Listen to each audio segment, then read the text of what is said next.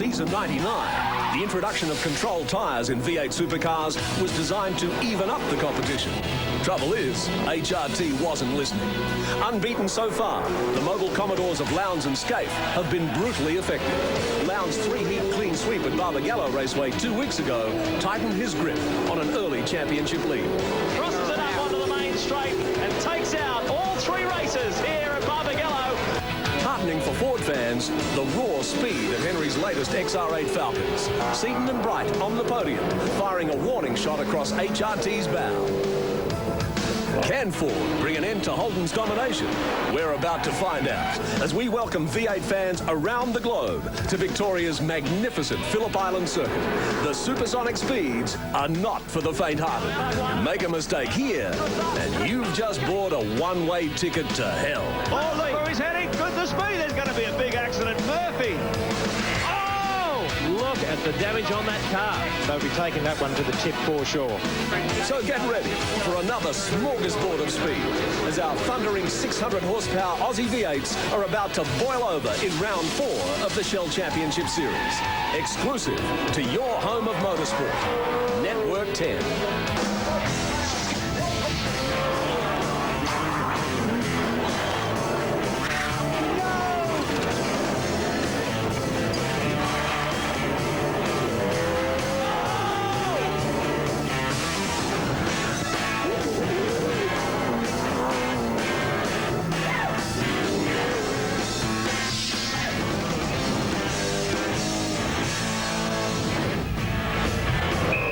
It's a cold, wet and windy Phillip Island that greets the V8 Supercar Circus for the first Victorian round of the year.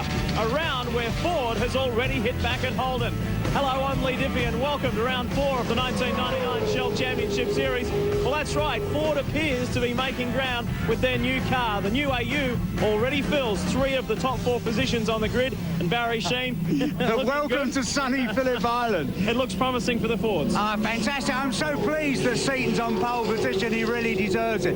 The guy I really feel sorry for is Larry Perkins. He had a monumental crash in practice. What happens? The circuit's been resurfaced. It's all right on the dry line, and he just got fractionally off of the dry line. The back stepped out, and it went into the bank at like 240 k's an hour. And Larry won't be racing today, but he was very lucky he didn't hurt himself, actually. Well, we look forward to talking to Larry later on because he'll be joining us, in fact, for some guest commentary in race 2. But let's have a look at qualifying now, because the first time since Lakeside in 1997, Glenn Seaton sits on pole position in the Ford Tickford Racing AU XR8. Lowndes, then Mark Larkham, the enigmatic Mark Larkham, from 20th last round at Barbagallo to 3rd here. That's great effort. Bright, Ingle, Scaife, the real standout there is Stephen Ellery, returning after missing 2 rounds. Faulkner, another promising qualifying. Bow and Bargwana. Well, as always, time to join Mark Osler for the Petters Pole interview. Well, if the Ford fans were hoping Ford's new XR8 could finally break HRT's stranglehold on the championship this year, they're going to be smiling this morning because Glenn Seaton has put the new AU XR8 Falcon on pole position. Glenn, a fantastic lap. That must give the team and yourself enormous heart and a lot of potential in this car, obviously. Absolutely, Mark, and it's the amount of miles we've done out here has really gone in our favour because a lot of the bits and pieces from the EL that we learned actually transferred onto the AU. So we're pretty lucky in that way because being the wet sessions and we didn't have much data in dry sessions, to come straight out and to go quickest in the qualifying was very important. And hopefully today we can get a great start and put on a good show. I guess the starts are critical here, and you've been working very hard on your starting technique, I believe. Yeah, we have. The last month or so, Neil and myself have been working on it. We still haven't got it quite exactly how we want it, but we've definitely improved from where we were because at the start of the year we hadn't done any starts in the new car, and it's so different to get off the line to the old car. And really, we have improved that, hopefully improved it enough for this weekend. Well, wish you all the best. I know there's a lot of Ford fans out there wishing you the best this weekend. Lots of luck. Thanks, Mark. Craig Lowndes' dominance this year is obvious there in the Shell Championship Series points. 116 points lead over Glenn Seaton and Jason Bright, the 2 Ford drivers well placed. Engel, despite his bad luck, still sits 4th. The 2 Wins twins, Murphy and Richards next. Mark Noske doing an outstanding job so far, and so too Cameron McLean, the top place privateer who sits 9th at the moment. Well, as in every round, we like to give you a closer look at each and every circuit. Here's Neil Crompton. Here's the inside line on the Phillip Island Grand Prix circuit. This place ranks as the #1 favourite for many drivers. It's picturesque, open and flowing, a very high-speed circuit, and as a result of fresh resurfacing, now very smooth. The layout is wonderful, in the tradition of the older European-style tracks, with 10 turns, a lap distance of 4.45 kilometres, and the direction of traffic is anti-clockwise. The top speed is around 270 kilometres per hour on the main straight, and the slowest corner is turn 4 at the snail's pace of 70 k's. What delivers time here? A well-balanced chassis capable of dealing with high-speed corners is critical. And then, big deep breaths provide the missing tenths. Passing spots, there's 4 good opportunities under brakes at turns 1, 2, 4 and 8. The thrill of driving a good racing car is delivered at Phillip Island like few other venues can. Turn 1 off the end of the straight is a blinder.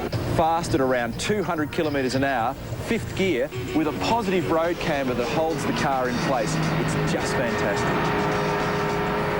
Turn 3, taken flat chat at 245 kilometres per hour in 5th gear. It places more strain on the front right wheel, tyre and suspension than any other corner in Australia, and it's also one of the most dangerous. Put simply, the cars are on the teetering brink of grip just here. Lukey Heights is an interesting feature with a climb, then a plunge over the hill, followed by the tightest of right-handers where you really scramble to put power to the road on exit. Appropriately, the last corner is a ripper, a great way to finish your work, if you get it right, that is. It's seriously fast, but one tiny mistake and you can end up in the tyre wall like Merv a few years ago. But if you do get it right, there's a huge time bonus all the way down the main straight. And if you get a moment, this straight offers one of the finest water views in the country. Well, it sure is cold here at Phillip Island, but you can bet that after the break, the action will be red hot.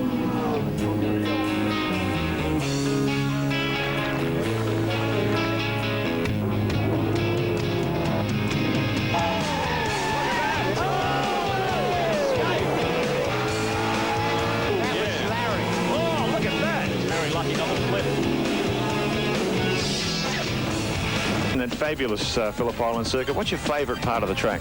It'd have to be the last turn coming onto the straight, Mark, because you're sort of 210, 215 k's is the slowest point of the corner, and it's important to get a good run onto the straight to get that top end speed. Oh, yeah, coming over Lukey Heights through turn 1, stuff like that, really fast, really big commitment stuff, love it. Probably turn 1, I guess. It's you know, you're coming down the main straight. You've virtually got the sea in the foreground, and then you virtually just drop into a very fast turn right corner. Now that corner off the end of the pit straight is 230 k's for us, and it's a hell of a good corner, 90 degrees, and you've got to take a deep breath to go through a flat. Turn 1, 250 kilometres an hour, 240 kilometres an hour, touring cars, just absolutely wild. The really fast corner onto the straight, because the way you come onto that corner obviously determines your speed down the straight, and that's why it's very important to get it right. And those that have got big enough anatomy, I think, go pretty well there. Dick Johnson's thoughts of Phillip Island. Well, get ready for the first wet race meeting of the year in the Shell Championship Series. In the space of the commercial break, things have deteriorated considerably. So we take a look at the grid for round 4. Seaton, for the first time since Lakeside in '97, starts from pole. Lowndes, Larkham, there was a good effort. Bright, Ingle, Scaife, and Stephen Ellery and John Faulkner share the next row. John Bowe, good performance in qualifying, fastest in the warm-up this morning too. Keep an eye on him. Jason Bargwanna, Neil Crofton debuting his AU Falcon alongside Tony Longhurst. Cameron McLean, outstanding performance from the privateer. Thomas Mazira alongside the Detstrot car. Greg Murphy and Stephen Richards struggling a little in the Winds Commodores. They're battling on. So too is Dick Johnson back in 17th. Garth Tander well back. Radicic with some work to do. Noski out of 20. Romano and Reed. Wheel makes his return in the new AU. Peter Dillman and Rodney Forbes, John Briggs and Anthony Tratt both debuting new AU Falcons this weekend. David Parsons and Mick Donoher, Simon Emazidis and Rod Nash. Darcy Russell, Mike Imrie, it's a good showing this weekend. Gary Baxter, who's been going reasonably well. Bob Thorne in the second of the Super Chief cars, and Gary Wilmington in the second Simon's Earthworks cars. Barry, this is going to be a very interesting race, because all the drivers have been saying while this resurfaced track is great in the dry, it is quite slick in the wet. Well, exactly that. It's a very, very smooth surface, you know, and being very smooth, it's very not grainy. So what happens, the water sort of lays it doesn't pool across it, but basically any grain is filled by water, so therefore it becomes very, very slippery. I reckon the bloke to watch in this is going to be John Bowe, you know, because in the first wet session he was very, very quick. In the warm-up he was quick, and he was saying that he's not quite happy with his car yet. It's not 100%. And He's never happy with his car. no, I know, but I would say if you put your money on an outsider, it would be John Bowe. He's funny, actually, John, because he always tends to talk things down, and then he comes out and goes, whammo. This is a man to watch too, Russell Engel. I talked to him this morning. Very, very confident about this car. This is Russell's kind of weather, you know what he's like. Well, he said the difficulty they've had is that effectively they're going to each track having never driven on these Bridgestone tyres. Yeah. It's a totally different suspension setup required, and the wet conditions will suit Russell down to a T. Mitre 10. Forward, Mark Larkham, very quick in qualifying. Actually sat on pole position for a while before that session ended. He's found a very good setup on the car. He loves this circuit. So I expect some fireworks from the Mitre 10 car today. I think what's going to be the struggle is for the guys to get some temperature in the tyres. You know, that's what they're all doing now, or trying to do, obviously, because the track temperature is very, very low. It was only sort of 9 or 10 degrees this morning at the best. So now it's going to be down 4 or 5 degrees, plus it's wet. So you really need to warm up your rain tyres, you know, you've got to move the blocks around, etc., etc. But there really isn't a lot of grip here in the wet. Dick Johnson in his farewell drive to Phillip Island in the V8 Supercars. As the field comes on down, Glenn Seaton there, you can see just giving it a little squirt coming down to the line. Here's our Bridgestone race analysis. As I said, a really good field, a good showing of 37 cars, just 12 laps. Obviously, we do it 3 times today. And just 1.1 seconds separating first to 13th, and the top 20 under Glenn Seaton's old lap record. You've got to watch out for people just standing still when the light goes green. Oh, yeah. You know, they're going to stick a lot of power down, and there's going to be an awful lot of cars that are just standing still, not going anywhere, you know, so you'll have to keep your eyes open for somebody getting a whack up the backside. Plenty of people were pleased to see the Ford on the pole position. We've had 2 of each this year, 2 Holden poles, 2 Ford poles. The new generation of V8 supercars. Look at that, the new AU XR8 Falcon, the VT Commodore. Such an advantage to be at the front in this, Mark, because of the visibility. You get down the back, literally, you can't see your hand in front of your face. Well, Seaton's been working very hard on his stars. As I said, it takes an entirely different technique in getting this car away from the line than the EL, the preceding model. This is a much stiffer chassis. It really does bag up the rear tyres if you give it too much horsepower. Seaton, this will be the first time, though, I think we started one in the wet, so it's going to be difficult. It's on a day like this, everybody appreciates the electric front windshield, you know, not getting the misting up. It's used to make people retire a lot of times. All right, this will be interesting. A good start here is paramount. Jason Bright sitting there alongside his Stone Brothers teammate Mark Larkham. What a change for him from 20th at Barbagallo to 3rd here. He needs a good start as well. He needs some good results in the Mitre 10 Ford.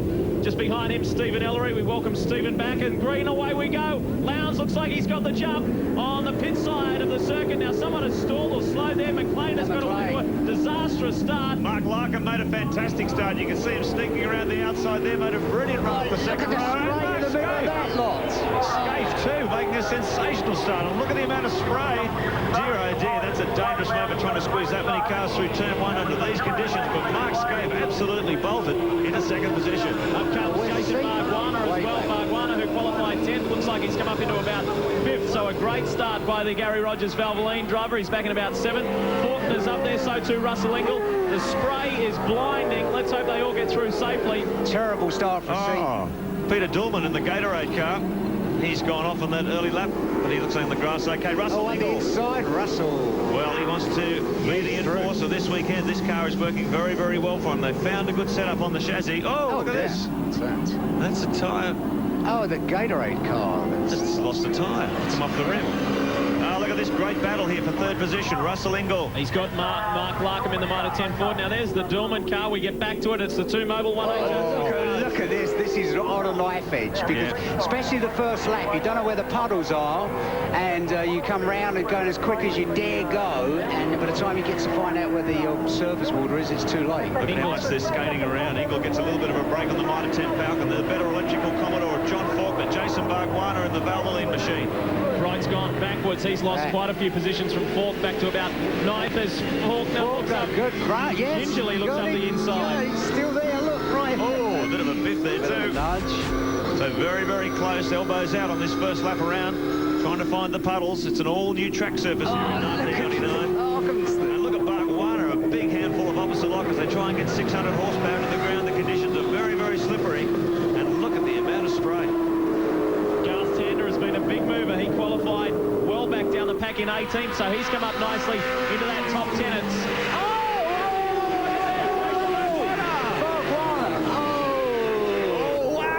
That's aqua. Oh, look at that. That's... Goodness me. Yeah, Did you somebody, see how hard he hit it looked the like ball? somebody else. Well, we'll have to look at that on the replay. The car that could was have aquaplane. could have aquaplaned, or he's got hit by someone else. No, well, didn't see the beginning of it, but you saw the back end of it come out, Mar, and it's to me it looked like aquaplane. wow. Jason Bargwanna, you can see him getting out of the car. He would be absolutely disgusted, but he was a passenger in that one. As he headed back to the pits, the Valvoline driver in his day, well, we won't say it's over at the moment, but that car is very badly damaged. So lucky, really, that it went sideways into that sign, and even though the signs are only made of polystyrene, at least it slowed him down a little bit before he actually hit the bank. Bargwanna, the lonely walk back to the pits. The safety car is coming out on the circuit. That just goes to show you how treacherous the conditions are at Phillip Island today. You can see the two Mobil 1 cars together. They've got a big break on the pack, and Mark Scaife, in fact, leads the way. So while the safety car came out on the circuit, the order is here's the Shell Helix replay. Yeah, look at that. I'd really like to see the beginning of it, because it's hard to say whether he got touched at the back or not, but it's really nasty. It's so quick. Words through that Thomas Mazzira has come into the pits as well. And there is a very ordinary looking Valvoline Cummins VT Commodore. Also, the word is that Lowndesy jumped the start. Well, yellow flag conditions continue. They haven't decided to bring the red flag out yet. They're not going to stop this one. Safety car will gather the field up, get a bit of a queue formed behind it, but they can see the massive amount of damage to that Valvoline Commodore, the first one built in-house by Gary Rogers Motorsport. And that's a great disappointment.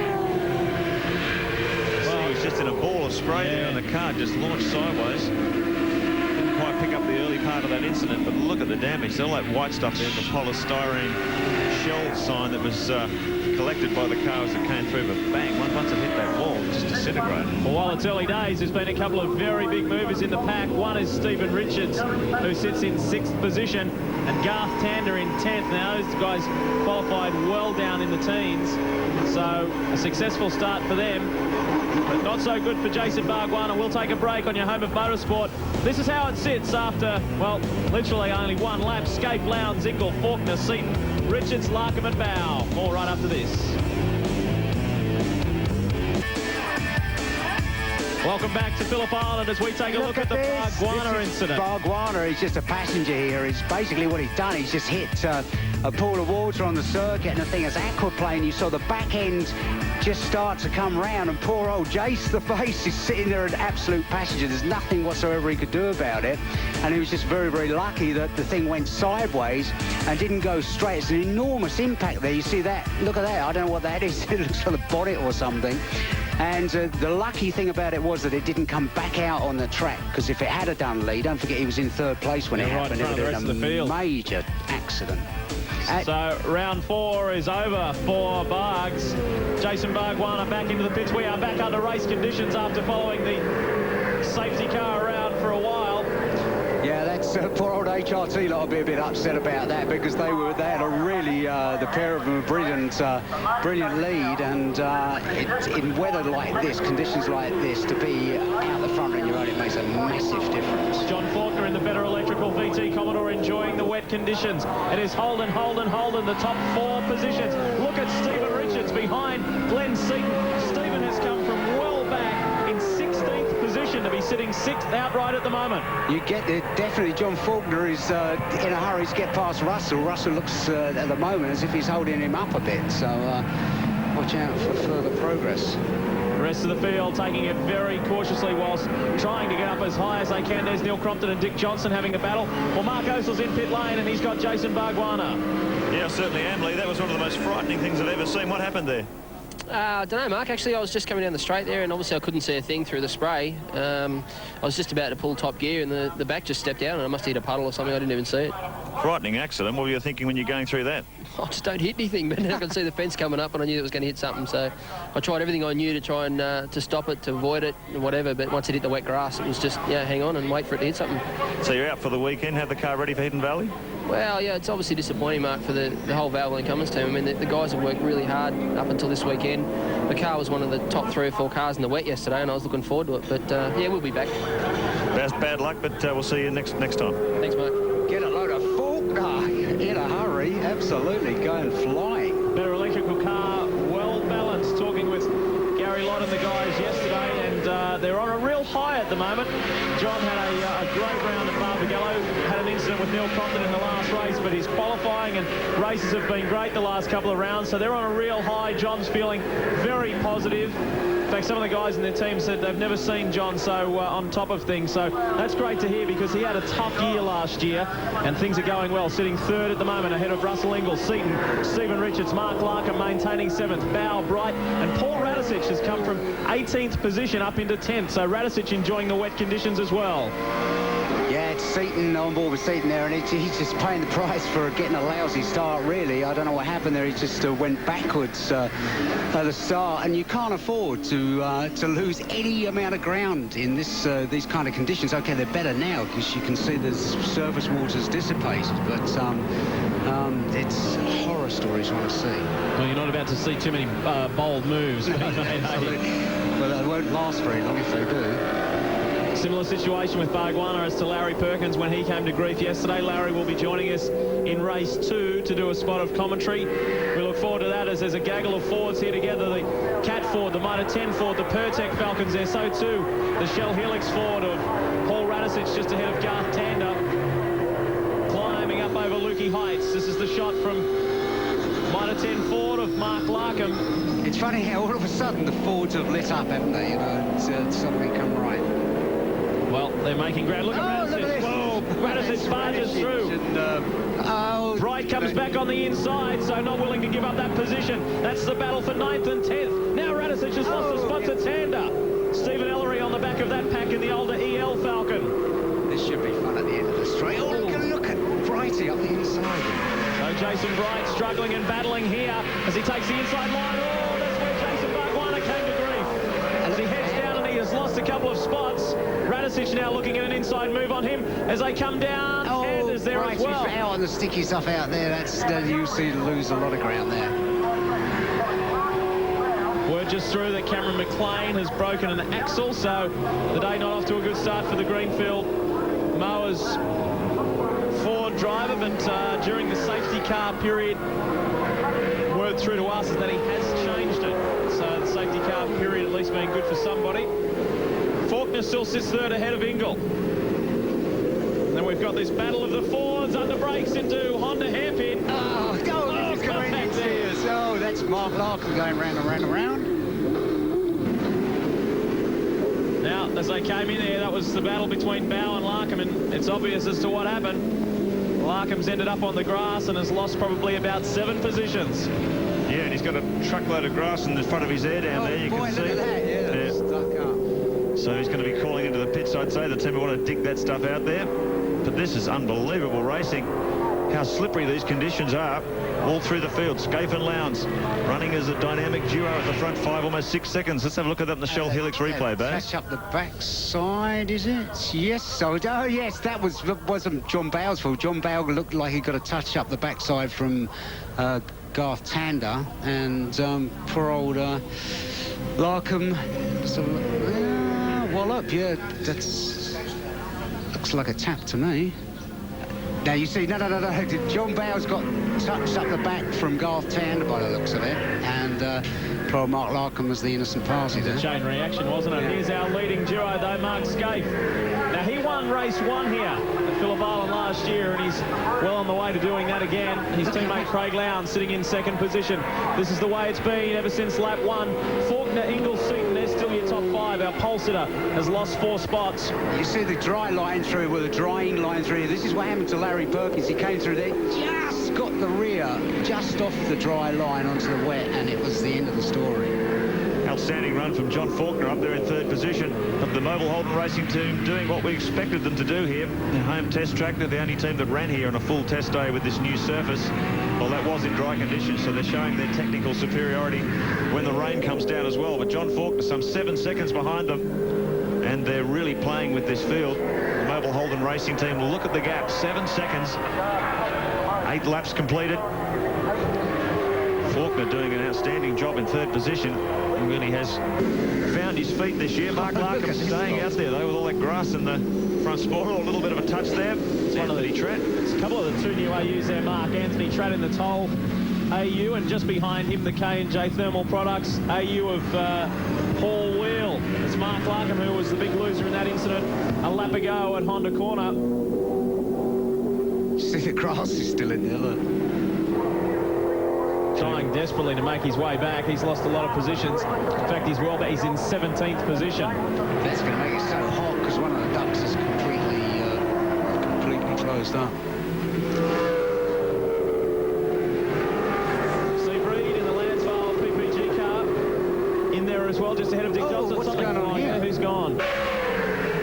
There's a bit of debris there. Well, apparently Stephen Ellery's been black flagged as well. Look, front of Radisic's car. No, it's and Ellery's car. Oh, dear me. Ex-Stone Brothers Racing Ford. He's been very fast here all weekend, but look at that. He's been black flagged, so the officials, whether they want to bring him in for the damaged bodywork or for some other misdemeanor, we'll find out. But he's been very fast here all weekend, young Steve. Struggling to find sponsorship for his car. We didn't hear any more about Lounsey jumping the start, did we? It was something that was heard, and then it sort of disappeared. It's good to see Stephen back too, isn't it? He's missed the last 2 rounds after a really great showing at the Australian Grand Prix support event. And he went reasonably well at Eastern Creek as well. But, returning here at Phillip Island, quite sure as to what happened with that damage on the front of the car. This has been a good battle though. Faulkner and Ingle. 3rd and 4th as the Mitre 10 crew do a bit of gardening. Oh, it's bad luck on his behalf. He was innocent party in that. Yeah, look at the amount of dirt and garbage these things pick up. It's like a shovel. That feeds all the cooling systems for the engine and, in some cases, gearbox differential coolers. So It's tough for Mark too. It's tough for Mark too, isn't it? Because he was looking for a good round after quite an unsatisfactory one at Barbagallo, and with that good qualifying position of 3rd, he was almost set for a good one. Well, Seaton just dancing around. I think Dick Johnson described it as you've got to have the finesse of a ballet dancer around this place in the wet. And Seaton has never really raced this car in wet conditions, so they've sort of guessed at a wet setup on the suspension. He's hanging there in 5th position.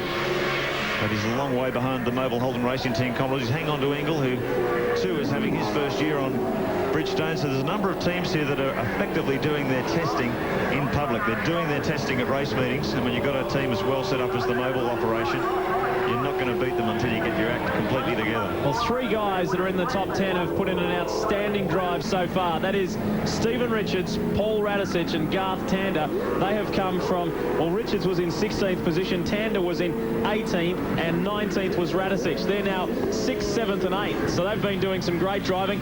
And Steve Reed, who is the top privateer, is in 9th position ahead of John Bowe. I bet Jeff Gretsch is on the radio saying, now you two, what we got going on here?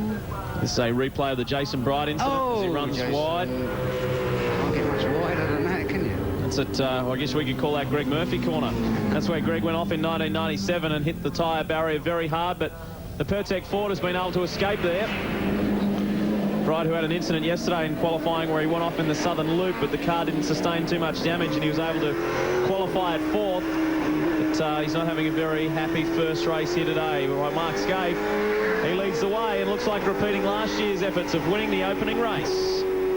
Just have to be so gentle on the throttle that you've got 600 horsepower under your foot, you know, you can't sort of get right on it. It's really interesting when you see going through a corner on the in-car camera, you know, the look on someone's face, and you have to be so quick, you know, because it's so sensitive. The second, you know, you feel a thing stepping out to correct it, etc., and it's You either like the rain or you hate it. We're just through the minor 10 Ford of Mark Larkham is out. The radiator has let go. Yeah, they don't like running hot for very long. Highly stressed racing engines. See that lap counter, lap 12 of 15. This race was originally supposed to be 12 laps in distance, but the 3 laps under the safety car don't count in sprint race formats. So that's why we've increased the race to 15 laps. Well, coming into this round, the score was 3-3 since the inception of the V8 formula here at Phillip Island. 3 round wins for Ford, 3 for Holden. Contact there between England and Faulkner. Down into Siberia. Well, Russell said that he needed a good round and he was going to get aggressive this time. This is good stuff between Faulkner and Ingle. He's in the wrong place there, though, really, because it's where it's wet, on the wet line. Coming up on, it looks like Mike Emery and the Sabrek Commodore. The climb up to Lukey Heights. Now Faulkner's got a bit of a buffer here. Russell's still hanging on to that 5th position. Seaton, or rather 4th, Seaton back in 5th. This is delicate driving, Mark. Yeah, boy, isn't it slippery out there. New surface, absolutely dynamite in dry conditions, but first on the race on in the wet, and you can see the way they're tippy-toeing around. This is an outstanding job by John Faulkner, though. 5 seconds, the gap between himself and the Mobile Holden Racing Team Commodores. He's trying to catch the leading duo, and he's also copping plenty of pressure from Ingle and Seaton in this battle for 3rd position. 3 laps remaining. Can Faulkner hang on to 3rd here? It'll be a great result for the Better Electrical team. Russell Ingle is hungry for success. He's had a terrible start to his 1999 campaign. The team trying to come to terms with a new Bridgestone control tyre, never having run on one. And they really are having to sort these cars out virtually as they go to each race meeting. It's a pretty tough call when you're coming up against this sort of opposition. Now, as far as Mark Scaife is concerned, he'll gladly take the 50 points for this race win. He desperately needs them. Sitting well back in the championship. He had a pretty much a disastrous round at Barbagallo. And Adelaide was pretty ordinary too. Exactly. So, I mean, he is well back. As the other extreme is his teammate sitting behind him, Craig Lowndes, who comes into this round with a 116-point lead. So you'll see Craig sit there, and Mark will take these points no problem. Marta 10, lap counter, lap 13 of 15. Now, interesting word just through that John Briggs has been black flagged for going too slow on the circuit. Yeah, I saw him limping around at that restart. He was just kept running down the concrete wall on the inside of the pit, so he's got a mechanical problem of some sort. You saw there the concentration on Russell Ingle's face, and then you saw a quick blimp in the mirror to look where Seaton is. Oh, look. It's getting a bit tight. The rain is getting heavier here, and Glenn Seaton has really picked up the pace. He has closed up nicely on Ingle and Faulkner. Still plenty of time for stuff to happen with these guys. Yeah, just watch it. Watch the word. Watch Seaton. Watch that. Listen.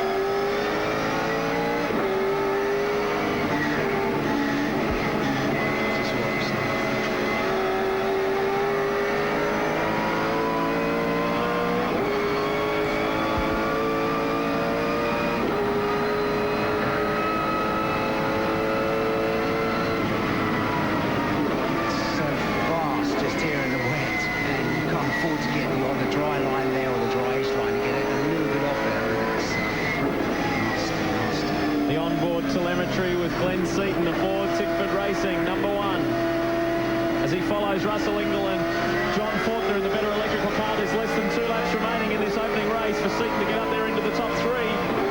It will be a hard ask as they come around into the Honda hairpin. There's the gap.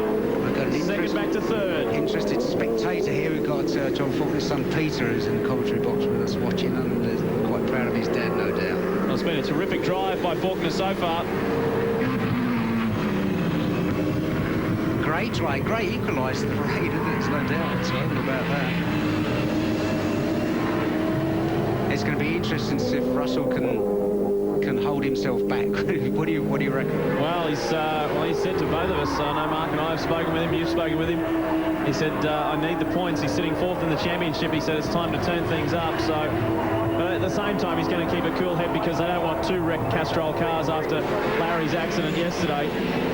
But Faulkner is looking good in 3rd, and this will be a great result for John. As you'll notice, it used to always be the Fisher and Paykel Better Electrical car. You don't see the first sponsor on the car anymore, but John just showing them. Oh, look at this.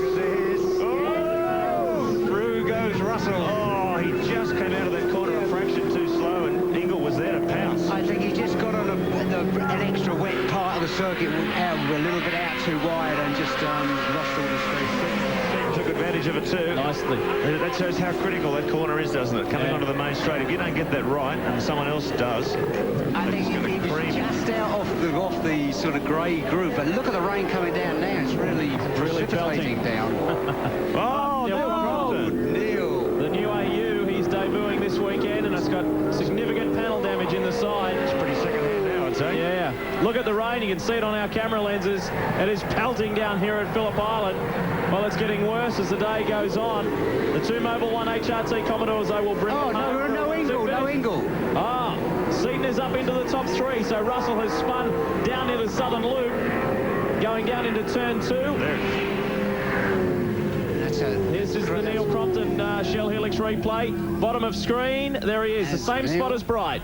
Ow! Oh, dog. Oh, nasty. Phillip Island bites hard.